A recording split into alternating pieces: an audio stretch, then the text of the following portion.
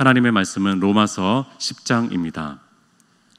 로마서 10장 11절부터 13절까지 말씀입니다.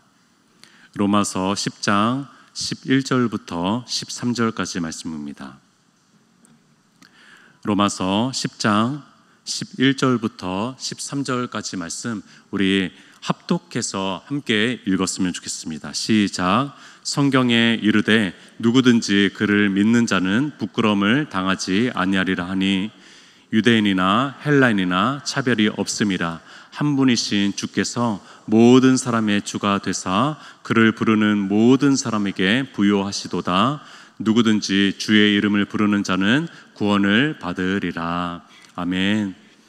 유대인은 이방인을 심하게 경멸했습니다. 사람 취급도 하지 않을 정도로 차별을 많이 했던 민족이 유대인들입니다.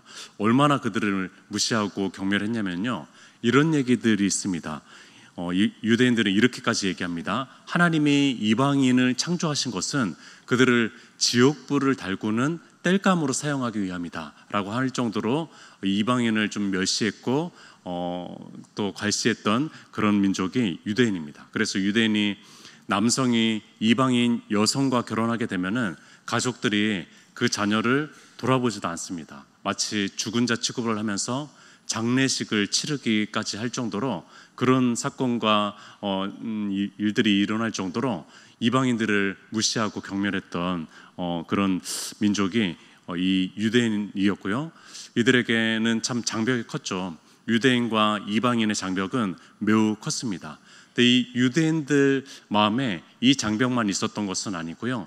또 유대인들 스스로 동족끼리도 어떤 장벽을 만들었습니다. 소위 죄인이라고 하는, 그렇게 부르는 그런 세리라든지 또 어떤 가늠한 여인이라든지 또 그런 사람들을 또 소위 죄인이라고 불러서 대중들과 분리를 해서 이들을 또 장벽을 쳐서 보이지 않는 장벽을 통해 가지고 이들을 구분하고 분리하고 차별하는 일들을 많이 했던 사람들이 바로 이 유대인입니다.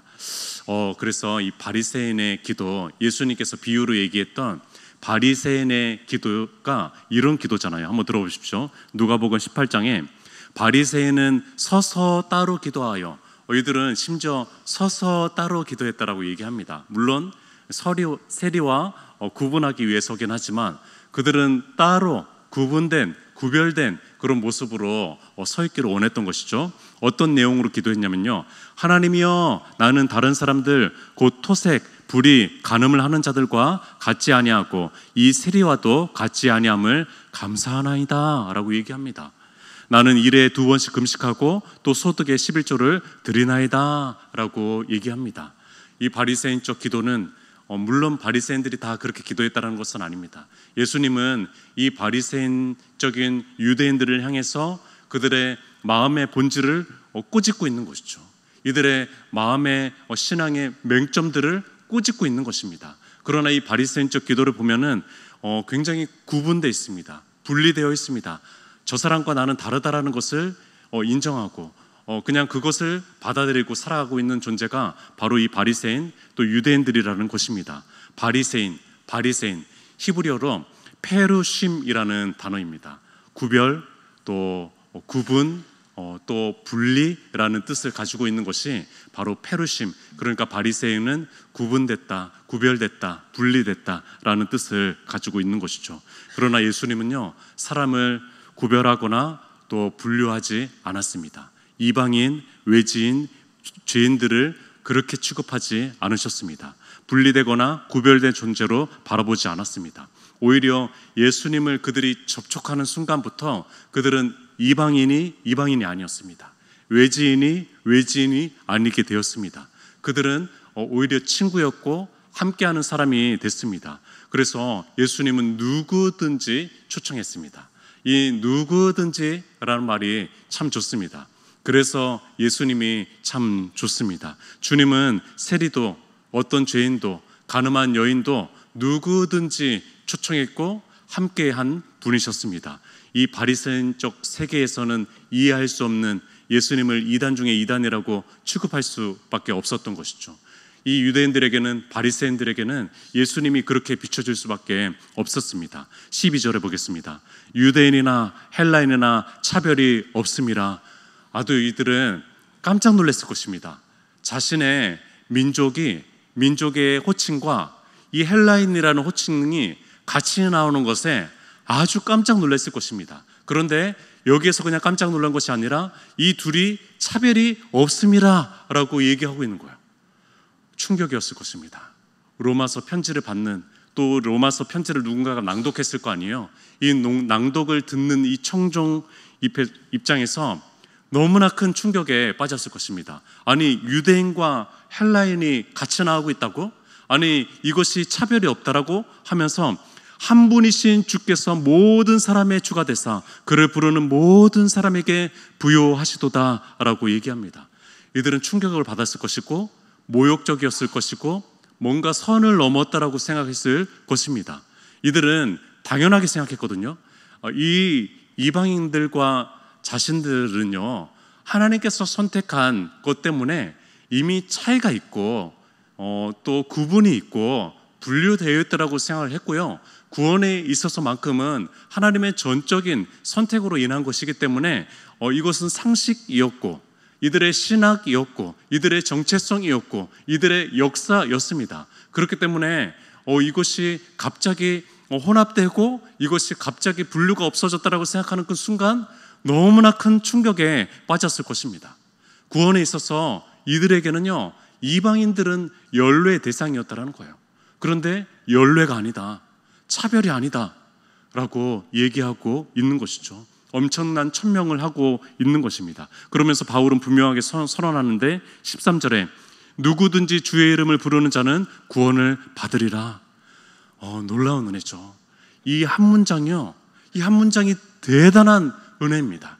누구든지 주의 이름을 부르면은 구원을 받으리라. 구원의 보편적 선언입니다. 보편성의 선언이라는 겁니다. 우리가 이 문장이 없으면은 여기에 있지도 못합니다. 이 문장이 있어서 우리는 여기에 있을 수가 있는 것입니다. 이 한 문장이 엄청난 문장이라는 것입니다.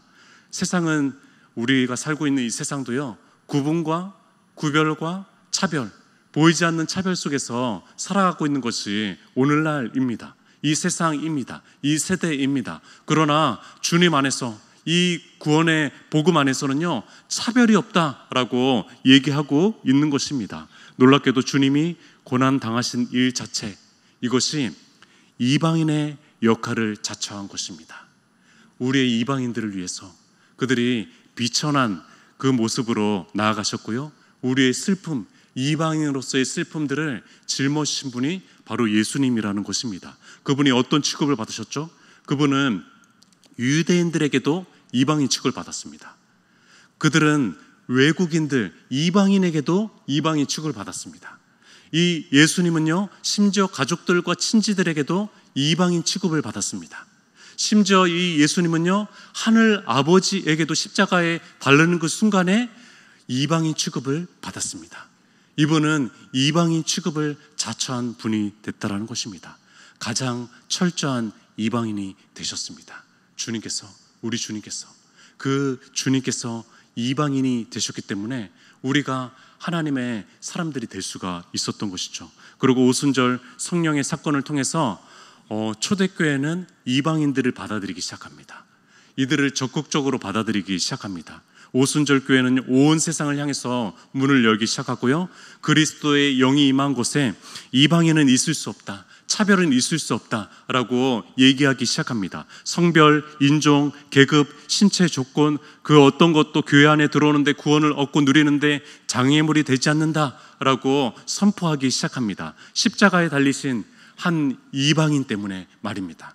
십자가에 달리신 이 한 이방인으로 인해서 모든 사람들이 성령의 조명 안에서, 또 성령의 오순절의 사건의 초대교회를 통해 가지고 모든 사람들이 초대를 받기 시작한다는 것입니다. 놀라운 일이 생긴 것이죠. 놀라운 역사가 일어난 것입니다. 이제는 혈통적, 민족적 공동체가 아니라 언약적 공동체, 예수 그리스도의 피로 인한 공동체가 된 것입니다. 구원에 있어서 참 오해와 또 여러 가지의 잘못된 인식 속에서 살아갔던 한 부류의 유형의 이야기를 좀 전하고 후반부에 설교를 좀 진행하려고 합니다. 오늘 발달장애인 이야기를 좀 하려고 합니다. 이 발달장애인만큼 어떤 장애인보다도 또 어떤 유형보다도 이 발달장애인들이 구원과 세례에 있어서 많이 열외가 됐었고 많이 제외가 됐었고 또 많이 배제가 됐던 그런 사람들이 발달장애인입니다. 정신적 장애 유형을 가지고 있는 사람들인데요. 한 부모가 손을 잡고 한 아이를 데리고 옵니다. 그래서 신앙생활을 10년, 20년 하죠. 그 자녀는 발달장애가 있었습니다. 중증 발달장애가 있었습니다. 그러나 너무나 찬양을 또 좋아하고 예배를 좋아하고 사모하는 모습을 그냥 보기만 해도 느껴지는 자녀였습니다. 그 자녀를 데리고 어릴 때부터 계속 본당에 예배드리러 오고 그러면서 훌쩍 그 자녀가 성인이 된 것입니다. 근데 정기적으로 찾아오는 성찬예식, 오는 주일에 이제 성찬예식이 있거든요. 거기도 그 교회도 성찬예식이 정기적으로 있는데 세례를 받지 않았다 그래가지고 성찬예식 떡과 잔을 받을 수 없다라고 얘기하는 거예요. 그래서 마음이 속상했지만 그러나 그럼 세례를 받으면 되겠지라고 해서 세례 신청을 했습니다. 근데 세례 신청을 했는데 세례 문답에 번번이 낙방하는 거예요. 이제 구어가 안 되니까, 언어가 잘 안 되니까. 그래서 세례 문답을 낙방하면서 번번이 낙방하면서 하나님 나라 들어가는 것이 이렇게 힘든가? 하나님 나라에도 입시가 있나? 라는 생각을 하면서 그렇게 생활하면서 성찬을 그 자녀는 못 받게 되는 것이죠. 그러면서 그 느꼈던 어머니의 심정이 이런 심정이었다고 합니다. 혼자 천국에 올라가려고 애쓰는 못된 부모의 심정 같아요 라는 얘기를 했습니다. 혼자 떡과 잔을 그래도 받아야 되잖아요. 본인은 받는데 자녀를 줄 수가 없는 거예요. 그것이 불과 얼마 안 된 이야기입니다. 우리 한국교회의 이야기입니다. 그런 이야기들이 참 많이 있었습니다. 역사적으로 헬라 로마 시대에는 완벽한 신체, 또 온전한 어떤 건강 신체, 또 육신, 온전한 정신을 추구했던 그 시대였기 때문에 대부분의 발달장애인들은 놀림을 당했고 거지처럼 됐고요. 또 죽임까지 당하기도 했습니다. 교회 안에 발달장애인들은 찾아보기 어려웠습니다. 초대 교회 시절 발달장애인 대부분은 귀신 들린 사람으로 취급을 받았습니다. 그래서 죽기의 대상이 됐습니다. 떠나가라, 떠나가라, 예수의 이름으로 떠나가라 라고 한 죽기의 대상이 된 존재가 바로 발달장애인이었습니다. 의학적 지식이 부족해서 또 여러 가지의 신학적 지식이 부족해서 그런 것이었죠. 심지어 쿰난 공동체라고 들어보셨을 것입니다. 유대 공동체였던 아주 신실하게 자신의 신앙들을 격리되어 가지고 따로 떨어져서 구별되어서 신앙 공동체로 살아갔던 이 사람들은요, 발달장애뿐만이 아니라 장애인 자체를 부정하다라고 여겨가지고 그 공동체 안에 들어오지 못하게 했습니다. 공동체에 쫓아냈던 공동체가 쿰난 공동체였고, 이 시대에는 초대교회든 유대 공동체든 그런 모습이었습니다. 중세시대, 종교개혁 시대 별반 다르지 않았습니다. 심지어 우리가 잘 아는 마틴 루터, 종교개혁가였던 마틴 루터는 12살밖에 안 된 그 소년, 발달장애를 가지고 있는 12살을 향해서 이렇게 얘기했습니다. 마틴 루터가 이렇게 얘기했습니다. 이런 아이는 강물에 던져 죽여야 된다. 왜냐하면 저 아이는 영혼이 없는 육체이기 때문이다. 마귀가 영혼이 되어 저 아이를 삼켜버렸으니 저 아이의 영혼은 바로 마귀다 라고 아주 잘못 인식하고 있는 것이죠. 아주 잘못 이해하고 있는 것입니다. 그리고 청각장애인에 대해서는 청각장애인, 농아이는 들을 귀가 없기 때문에 구원받을 수 없다라고 했습니다. 마틴 루터의 신학에 오류가 생긴 것입니다. 마틴 루터의 생각에 문제가 있는 것입니다. 온전한 신학은 없습니다. 온전한 생각과 사상은 없다라는 것입니다. 늘 그래서 깨어 있어야 됩니다. 늘 하나님 앞에서는 겸손해야 되는 것이 우리의 생각과 마음과 사상과 신학이라는 생각을 해봅니다. 교회가 발달장애인 구원 문제에 대해서, 세례 문제에 대해서 관심 갖기 시작한 것은 19세기부터였고요. 그리고 20세기부터 본격적으로 논의하기 시작합니다. 이들이 지적인 또 그런 역량들이 많이 낮은데 또 이들이 구어로 어떤 언어를 표현하기 어려운데 구원을 줄 수가 있나? 세례를 줄 수가 있나? 라는 생각을 가지고 이 성경 안에서 연구하기 시작합니다. 그 근거가 있어야 되잖아요. 그 근거들을 이제 찾기 시작하고 이 신학이 점점 더 발달하기 시작하면서 이제는 발달장애인들이 세례 받을 수 있는 것이죠. 우리 교회도 세례 받을 수 있잖아요. 우리 교회 발달장애인들이 구원받지 못하는 존재라고 생각하는 사람은 단 한 명도 없을 것입니다. 그러나 그 역사가 얼마 되지 않았다라는 거예요. 정말로 불과 얼마 되지 않았다라는 것입니다. 이제 그들은 구원받을 대상이고 세례를 베풀어야 될 대상으로 생각하기 시작합니다. 복음의 사각지대가 조금씩 사라지기 시작하는 것입니다.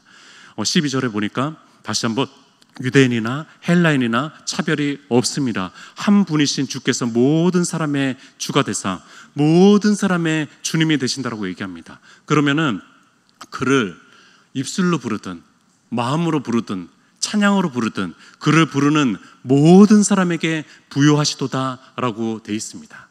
근데 그 발달장애인들이 또 많은 장애인분들이 또 어떤 소외된 이들이 그 부유하신 하나님을 경험하지 못한 겁니다. 그들에게도 하나님은 부유하시잖아요. 그들에게도 하나님은 풍성하신 분이시잖아요. 구원에 있어서 부유하신 분이시잖아요. 그분을 경험하지 못했던 것입니다. 우리는 하나님을 어떻게 알 수가 있죠? 우리는 하나님을 어떻게 인식할 수가 있죠? 고린도전서 2장 9절부터 10절에 이렇게 나와 있습니다. 기록된 바 하나님이 자기를 사랑하는 자들을 위하여 예비하신 모든 것은 눈으로 보지 못하고 귀로도 듣지 못하고 사람의 마음으로도 생각하지 못하였다 함과 같으니라. 그러니까 우리가 시각장애가 없어도요, 눈이 2.0이고 3.0이고 너무나 잘 보여도 하나님 알 수 없다라는 거예요. 우리가 비장애인이어도, 우리가 귀가 너무나 청각이 예민하고 잘 들리는 사람이라도 하나님의 말씀이 안 들린다라는 거예요. 우리의 마음이, 우리의 생각이 비장애이고 대단한 학벌이 있고 또 대단히 똑똑해도요, 하나님을 알 수 없다라고 얘기합니다. 10절에 이렇게 나옵니다. 오직 하나님이 성령으로 이것을 우리에게 보이셨으니 성령은 모든 것 곧 하나님의 깊은 것이라도 통달하시느니라 라고 얘기합니다. 성령님이 아니면은요, 우리가 비장애인이든 장애인이든 하나님 도저히 알 수가 없습니다. 똑똑한 사람도 도저히 하나님을 접촉조차도 할 수가 없는 것입니다. 우리의 귀가 아무리 밝아도 하나님의 말씀이 들리지 않습니다. 그러나 성령 안에 있다면은 그 발달장애인이 하나님을 더 잘 이해합니다. 하나님의 마음을 더 잘 이해합니다. 우리 비장애인보다도 하나님의 마음을 더 많이 잘 깨닫습니다. 성령 안에 있다면은요. 이것이 핵심이라는 것이죠. 장애가 없는 훌륭한 지적 소유자라도요, 어느 누구라도 성령 안에 있지 않다면요, 하나님을 이해할 수 없는 것입니다. 인간 스스로는 하나님을 도무지 알 수가 없는 것입니다. 구원은 오직 하나님께로부터 나오고 또 오직 그 성령 하나님으로부터 신비한 역사로부터 일어나는 것이 구원의 역사라는 것입니다. 그렇기 때문에 우리가 너무 내 자신의 구원의 확신을 지나치게 믿는 것도 하나님의 구원의 자리를 대신하는 우를 범할 수도 있습니다. 우리가 너무나 개인의 구원의 확신을 너무나 우리가 이렇게 확신한다면은 그것도 하나님의 구원의 전적인 역사에 있어서 신비를 우리가 너무나 좀 범하는 우를 범할 수 있다는 겁니다. 그렇기 때문에 구원의 확신은 단순한 입술의 고백만이 아니라 성령님께서 내주하시는 증거가 있는지를 돌아보는 것이 더 중요할 수도 있습니다. 골로새서 3장 11절에 거기에는 헬라인이나 유다인이나 여러 사람들이 나오는데 들어보십시오. 할레파나 무할레파나 야만인이나 스구아디인이나 종이나 자윤이나, 그러니까 바울이 얘기할 수 있는 여러 사람들을 다 포함시키려고 노력을 했습니다. 그러면서 차별이 있을 수 없나니 오직 그리스도는 만유시요 만유 안에 계시느니라 라고 얘기합니다. 모든 사람들에게 함께 하실 수 있는 분이십니다. 빈부격차, 남자, 여자, 영유아, 어린이, 청소년, 청년, 장년, 노년, 장애인, 비장애인 할 것 없이 만유 모든 사람들에게 거하실 수 있는 분이 바로 하나님이십니다. 물론 남자는 남자입니다. 물론 여자는 여자입니다. 물론 유대인은 유대인이고 이방인은 이방인일 것입니다. 이 세상에서, 이 땅에서는요. 또 장애인과 비장애인의 구분은 분명히 있을 것입니다. 이 땅에는 온전치는 않기 때문에, 이 땅에는 그들에게 주어지는 어떤 편의와 또 시설들과 또 혜택들이 있어야 되기 때문에 장애인과 비장애인의 구분은 분명히 있을 것입니다. 그러나 교회 안에 누구는 접근하고 누구는 접근하지 못하고, 교회 안에 어떤 기능들과 직분들은 누구는 받고 누구는 받지 못하는 일들은 없을 것입니다. 그 모든 것들을 주님 안에서 함께 누리게 될 것입니다. 모든 사람들이 구원받을 수 있을 것이고, 모든 사람들이 세례를 받을 수 있을 것이고, 모든 사람들이 직분에 있어서 차별을 받지 않게 될 것이라는 겁니다. 그래서 현대 신학자 중에서 아주 위대한 신학자 중에 한 분이 유르겐 몰트만이라는 분이거든요. 이분이 이런 얘기를 했습니다. 장애인이 없는 교회는 장애교회다. 장애인이 없는 교회가 오히려 장애교회라는 거예요. 그 교회는 뭔가 살펴봐야 된다는 거죠. 분명히 편의시설이 잘 돼 있지 않고, 또 품기에는 또 여러 가지의 또 분위기나 여러 가지 부분들이 형성이 돼 있지 않을 수도 있습니다. 그럼에도 불구하고 이 몰트만의 마음이 느껴지죠. 몰트만의 마음이 느껴집니다. 장애인이 함께 하지 못하고 있는 그 교회는 분명히 뭔가를 좀 돌아봐야 된다는 겁니다. 소외된 누군가가 발생한다면요, 그 교회는 무언가가 돌아봐야 되는 것입니다. 우리 은평교회가 참 좋습니다. 베데스다부와 축복의 통로는 많은 장애인들을 품고 있습니다. 또 국제사역위원회는 외국인들과 다문화 가족들을 또 점점 더 많이 품고 있습니다. 언제나 문이 열려 있어서 얼마나 좋은지 모릅니다. 세상적으로 그냥 한 분들은 막 대단하게 유력한 분들은 많이 없거든요. 그러나 소시민으로 있는 분들이 이렇게 함께 하니까 너무나 좋은 것 같습니다. 다닌 지 오래된 분이나 아니면 다닌 지 얼마 안 된 분들이 예수님이 주인이십니다, 예수님이 주인이십니다 라고 고백하면은 그 주님께서 우리 교회의 주인 되어 주시니까 너무나 좋습니다. 텃세가 많은 교회는 좋지 않습니다. 그런 교회는 하나님께서 기뻐하지 않습니다. 우리는 새 신자나 또 오래된 교인이나 누구나 예수님이 주인이십니다, 예수님이 주인이십니다. 그래서 온 교회의 주인이 예수님이 되는 것, 그 교회가 너무나 좋은 교회죠. 젊은 세대와 장년 세대가 서로가 이해하려고 노력하는 교회여서 너무나 좋습니다. 혹시 제가 얘기한 것 중에서 잘못된 거가 있나요? 그러면 기도해 주십시오. 기도해 주시기 바랍니다.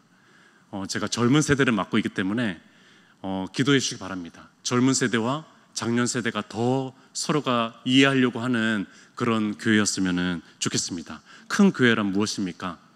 분명히 우리 교회도 부족한 주차 공간 때문에 참 애로사항이 많이 있습니다. 예배 공간도 소그룹 공간들도 많이 부족합니다. 여러 활동하고자 하는 부서들은 많은데 그런 공간들이나 또 여러 가지의 제약들은 많이 있습니다. 그러나 우리에게 먼저 확장돼야 될 것은 편견 없이 차별 없이 구원의 대상자요, 또 주님을 부르고 있는 사람이라면은 그들이 나의 형제요 자매라고 부를 수 있는 마음의 공간의 확장이 더 중요하다라고 생각을 합니다. 큰 교회는 무슨 교회입니까? 어떤 교회입니까? 큰 교회는 우리의 마음의 인식의 확장이 매주 일어나는 교회, 매주 일어나는 교인들, 그런 교인들이 많이 있는 교회가 저는 큰 교회라고 생각이 듭니다.